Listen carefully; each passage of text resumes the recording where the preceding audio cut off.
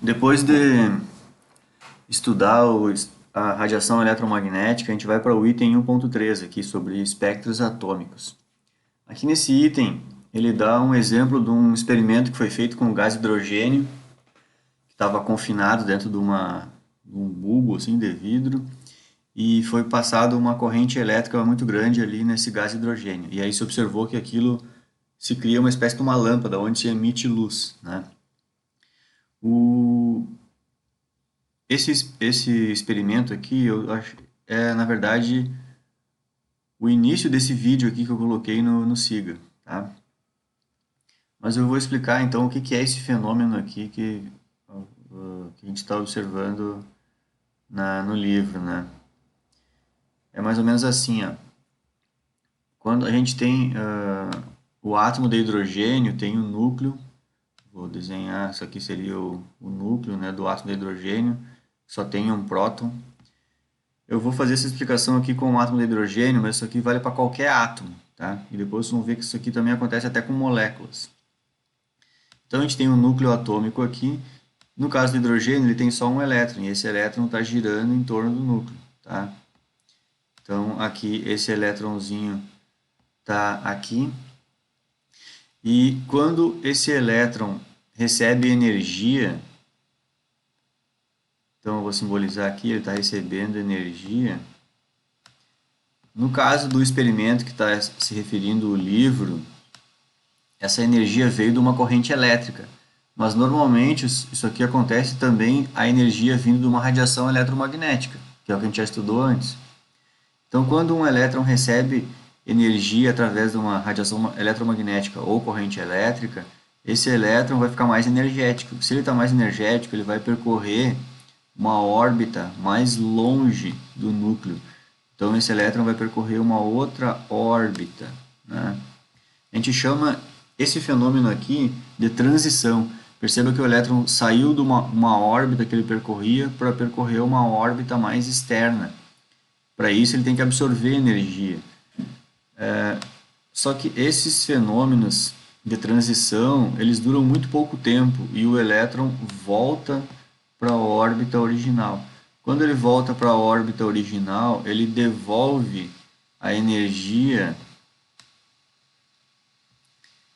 que ele absorveu para ir para a órbita mais energética, né? Então, esse tipo de energia aqui de cima a gente chama de energia de absorção. É uma energia em que o elétron absorveu, né? E depois, quando o elétron volta ao estado original dele, a posição original, a gente chama esse tipo de energia de uma energia de emissão, né? Então, a gente tem uma energia de emissão e aqui a gente tem uma energia de absorção, né? Ele absorveu energia.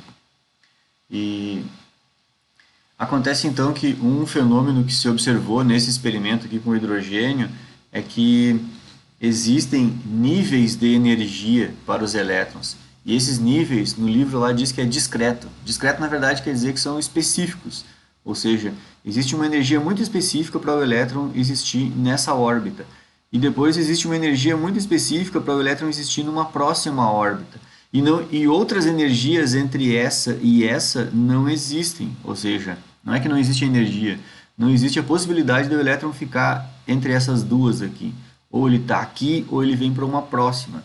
E depois vocês vão ver que esse elétron aqui pode absorver mais energia, uma quantidade maior de energia, e ir para uma outra órbita mais energética. Então esse elétron poderia vir para cá, se a quantidade de energia fosse maior. E aí então esse elétron aqui, obviamente depois ele poderia voltar para essa órbita intermediária, né, que não era a original dele. E aí ele também devolveria uma energia de emissão, tá?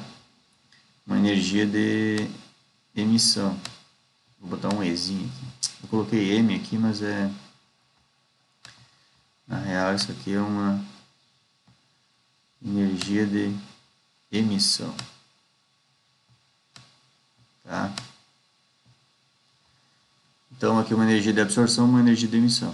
Então aqui esse elétron aqui ele pode voltar dessa órbita que ele foi promovido voltar para uma órbita mais interna e depois voltar para a órbita original, devolvendo duas energias. Então percebam que a quantidade de energia que esse átomo de hidrogênio absorveu, ele absorveu bastante energia. No caso do experimento, ela veio da corrente elétrica. E esses vários elétrons, aliás, o elétron de hidrogênio conseguiu ser promovido para várias órbitas. Na verdade, esse fenômeno aqui se repetiu em várias órbitas. Isso acontecendo em várias órbitas, a gente tem várias voltas do elétrons para outras órbitas. E todas essas voltas do elétron, eles devolvem energia. E essa energia aqui é uma radiação eletromagnética, tá? São energias. E como isso aqui são radiações eletromagnéticas, cada uma delas tem um comprimento de onda. É por isso então que lá no aparelho ele pegou todas essas energias que foram devolvidas quando os elétrons voltam para o estado original e observou quais os comprimentos de onda. E aí então é isso que é possível, e que o vídeo fala, que existem raias espectrais. Raia, na verdade, é uma linha reta dentro da faixa de comprimento de onda. Então aqui, todas, nesse meu desenho, que ficou meio tosco aqui, né?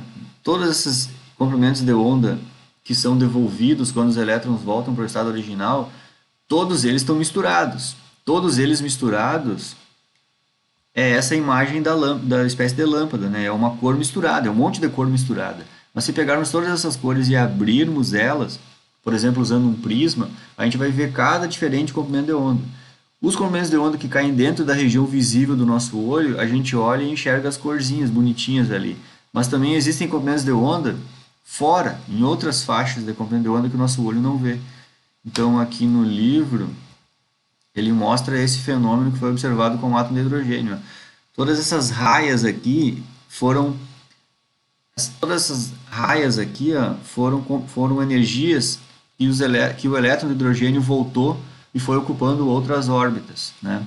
Algumas delas caíram dentro da região do visível, que é o que dá para ver no vídeo, mas muitas delas caíram em regiões que não é do visível. Olhem aqui, ó, região do infravermelho e região do ultravioleta. Tudo isso aqui o nosso olho não vê, mas os aparelhos que a gente usa no laboratório, isso daqui os aparelhos veem, né? Então, aqui está mais completa aqui a explicação, né? Mas é isso que eu queria dizer então. Esse fenômeno aqui, esses fenômenos aqui a gente usa muito na química, né? E eles acontecem tanto para átomos, aqui no caso do livro ele pegou o exemplo do hidrogênio, mas isso é para qualquer átomo, e esses fenômenos aqui também vão acontecer em moléculas.